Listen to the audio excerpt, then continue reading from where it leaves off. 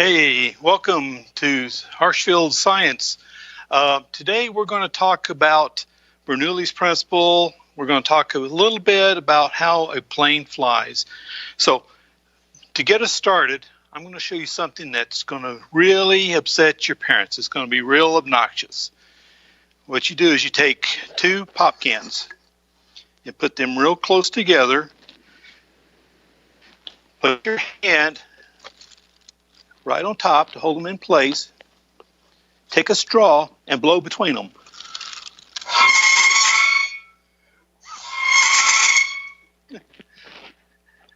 Now, like I said, that's going to be real obnoxious, and your parents are not going to be happy with me, but give it a try. Now, if you were here last week, you probably remember this. This is called a windbag. And if I put it up here like this and blow into it, it's going to take about 15 or 20 breaths to blow this up. But if I hold it out here like this and blow,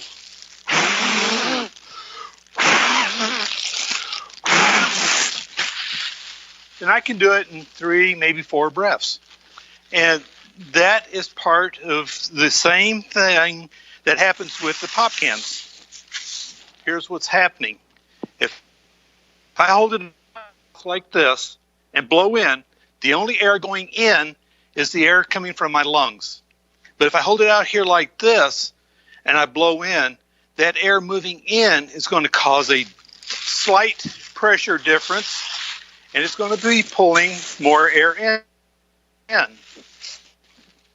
So how does this all affect how a plane flies? Well, let's take a piece of paper. And if you'll notice, when I hold this paper up like this, it has somewhat of a curved shape.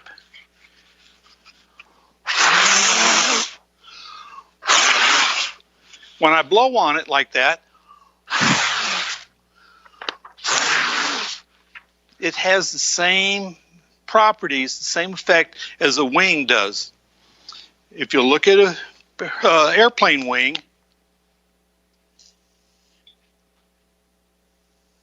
it looks something like this. It's got a nice curve on top, sort of flat on bottom. As the air flows over this, now remember, we've got air coming this way. As the air flows over it, it's going to follow the curvature of that wing. It's going to speed up. The air coming under this is going to follow a slight downslope, slight straight pattern. This air is going to push it down, so all the air is going to be pushing down like this. This air, when it speeds up, according to Bernoullis Principle, is going to have a lower pressure. This air is going to have a slightly higher pressure, and that's going to have an effect of pulling this wing up. A nice, easy way to think about this, and this is not correct, but it's a nice way to think about it. We have 2 particles of air here. They're friends. They're going to flow over this. One's going over the top, one's going on the bottom. Who has the farther distance to travel? This one coming over the top. This one is going to be following along here. Now, people, is a nice, easy way to remember this. People say these 2 friends are going to want to meet back here. So this one having farther distance to travel is going to speed up. That's going to cause a lower pressure and pull the wing up. That isn't quite the way it works. What happens is this particle flowing over here will speed up, but it has nothing to do with this particle here. They will not meet up back here at the back end of the wing. So we now have this pulling or lowering the pressure, pulling the wing up. This part is flowing here and pushing the wing up. So that's Bernoullis Principle as it applies to a wing. But here's something else. Newton's third law of motion says that for every action there's an equal and opposite reaction. These particles here flowing under the wing are hitting the wing. That's the action. They're pushing the wing up. That's the reaction. And it's for that reason that these old-fashioned biplanes, planes that had two wings, did not fly very well. Because if we've got two wings like this, air coming in, pushing on that, is pushing down on this, decreasing the amount of lift. It's not very efficient. So we've got that. Now then, again, Newton's third law says that for every action there's an equal and opposite reaction. All right, so what does this all have to do with how an airplane flies?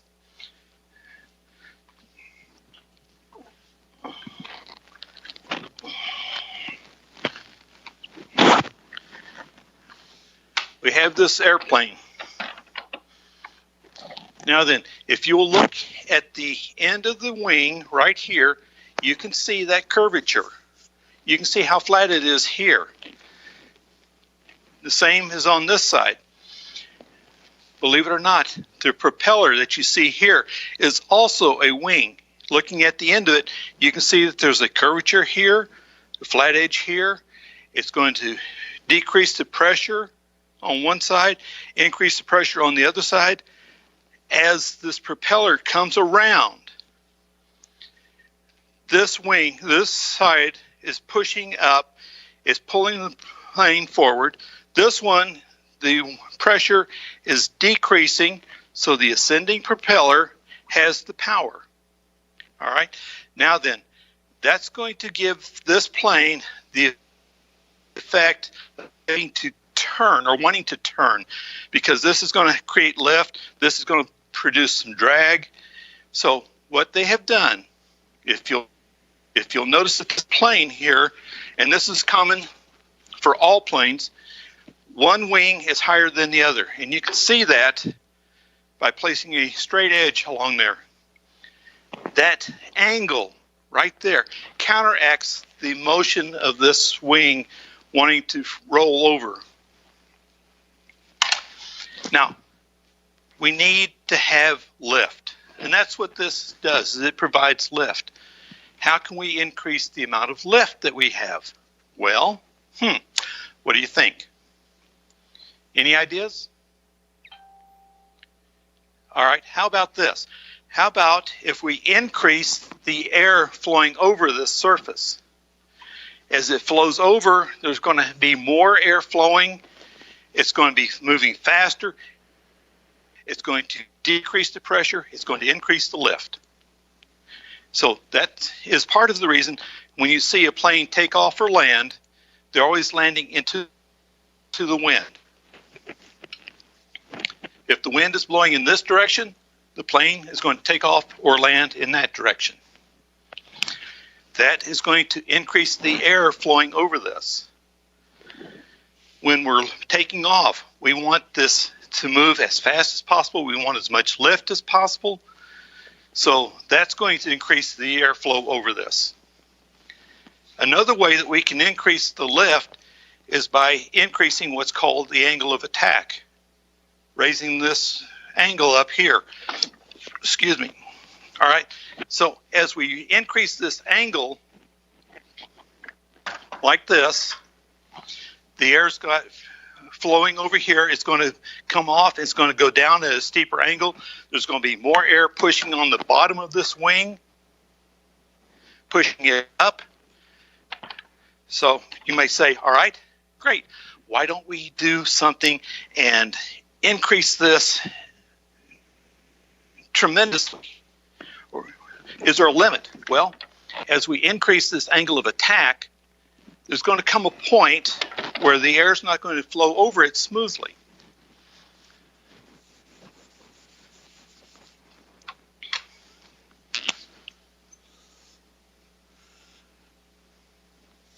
Again, we've got the air flowing this way, air flowing this way. As we increase this angle, there's going to come a point where the air cannot flow over as smoothly, and it's going to start to have some turbulence here.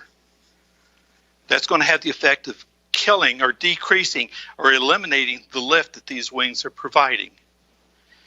When that happens, a plane literally stops flying.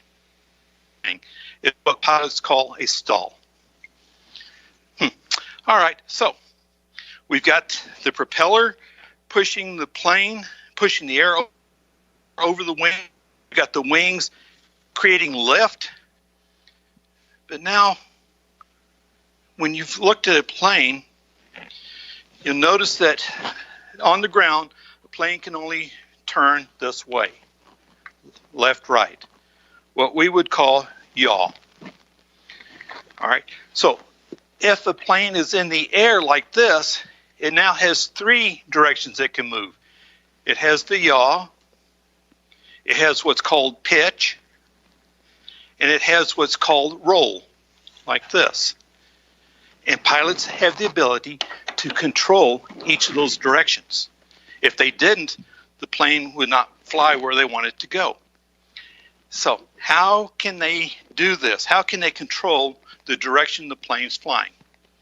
Well, with the yaw, this way, we have back here a rudder. It's simply a wing that's on a vertical. As this rudder moves this way, it increases the pressure on the backside, decreases the pressure here.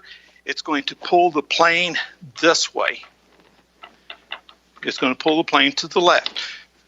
If we move the rudder back the other way, it's going to pull the plane to the right. Now you'll notice that there's this little flap along here.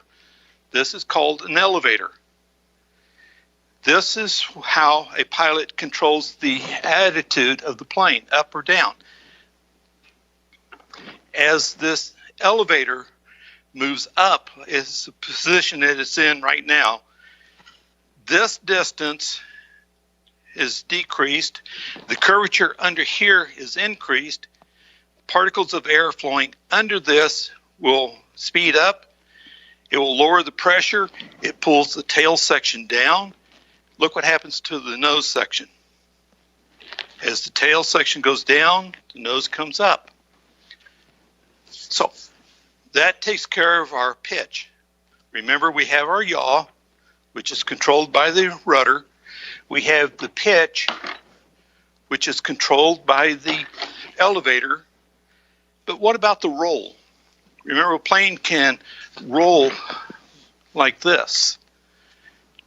To control that, these wings have what's called ailerons.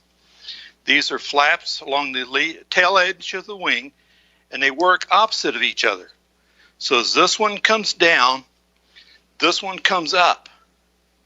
What happens again? Yeah, the distance, the curvature here is increased, so the pressure is decreased down here. This one comes down, so the pressure is decreased up here. That's going to allow the plane to roll like this. Now, if we want to go the other way, the opposite is true. This aileron comes up, this one comes down, increasing the lift on this wing, decreasing the lift on this wing, and the plane will roll like this. So, if you're flying a plane, pilots have to be aware of all these different surfaces, all these different features, to make sure that the plane stays up and goes where it wants it to, where the pilot wants it to go. Again, we're going to take off and land into the wind to increase this. If you are on a commercial plane, you will probably see some other parts of the wing that, I don't know, maybe they look like they're falling apart. When their planes are landing, they're going to use the flaps here. They're going to drop both of them at the same time in the same direction. That's going to increase the lift, but it's also going to increase the air resistance. That air resistance is going to help slow the plane down. So when the plane finally touches down, it's not moving so fast. It doesn't take as much braking power to stop it. Commercial planes have what's called thrust reversers.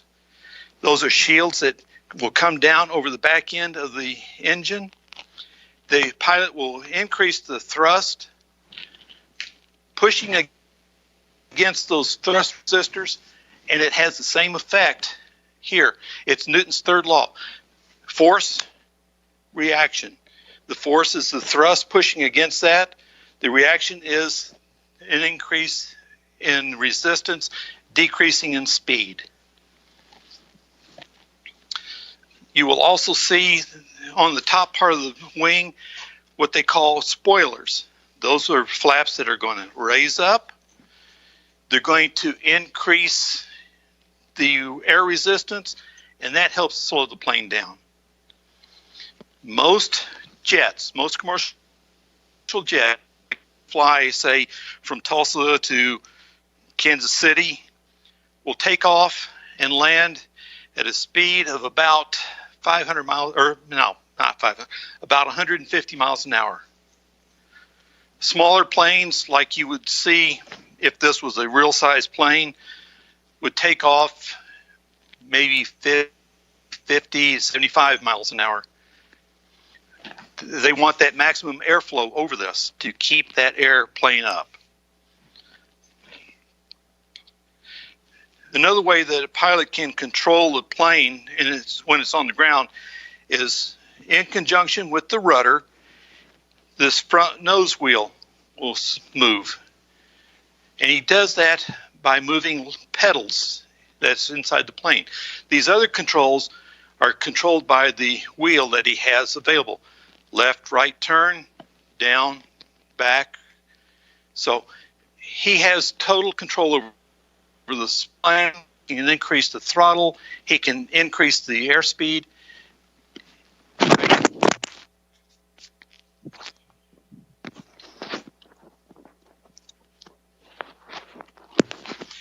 So he increases the airspeed.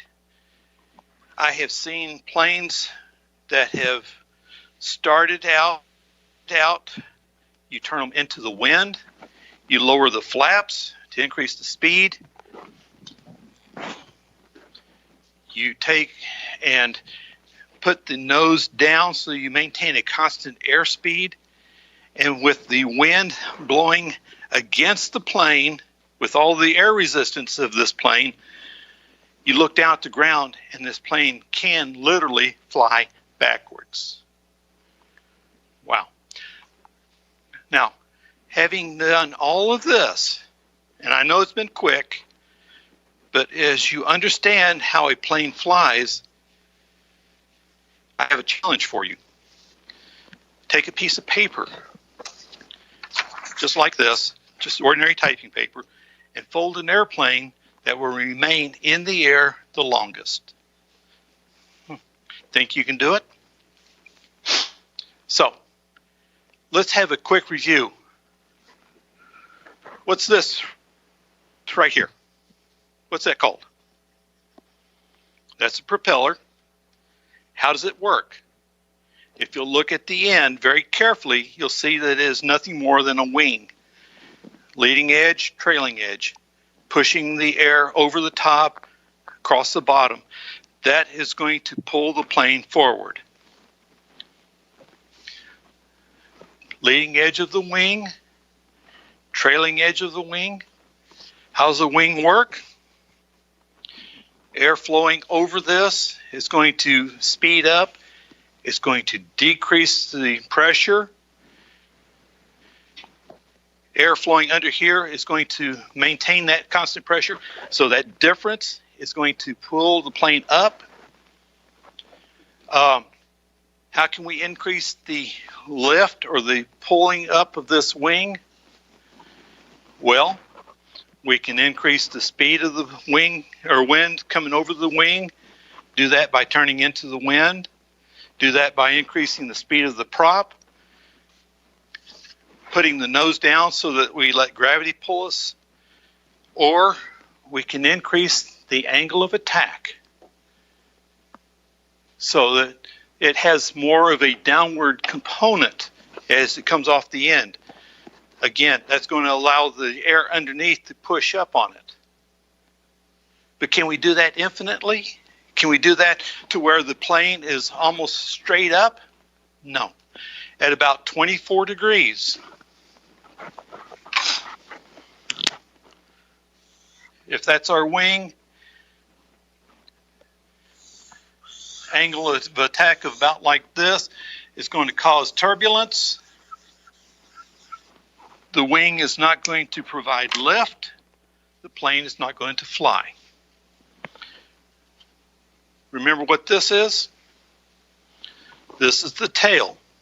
Again, it has the same profile as this wing. This rudder, remember what it does. As it moves back and forth, it's going to increase the pressure on one side, decrease the pressure on the other, and it's going to pull the plane left or right. Elevators. The elevator is going to come up like you see here, pulling the nose down, or pulling the tail down, raising the nose. Or if we need to come down, we can change this and have this more downward. It's going to pull the tail up. The nose is going to come down. Again, one more time. What three axes does a plane have when it's in the air? What three directions of motion can it pull? Well, we have the pitch, we have the yaw, and we have a roll. Now then, as to the challenge to make a paper airplane, think about what we've talked about here as far as how a plane flies. Think about how you can do something to modify your airplane to increase the flight. Try it and see if you can make other modifications to try. So that's how a plane flies. That's how a propeller works. That's how you can annoy your parents. I look forward to seeing you guys next time.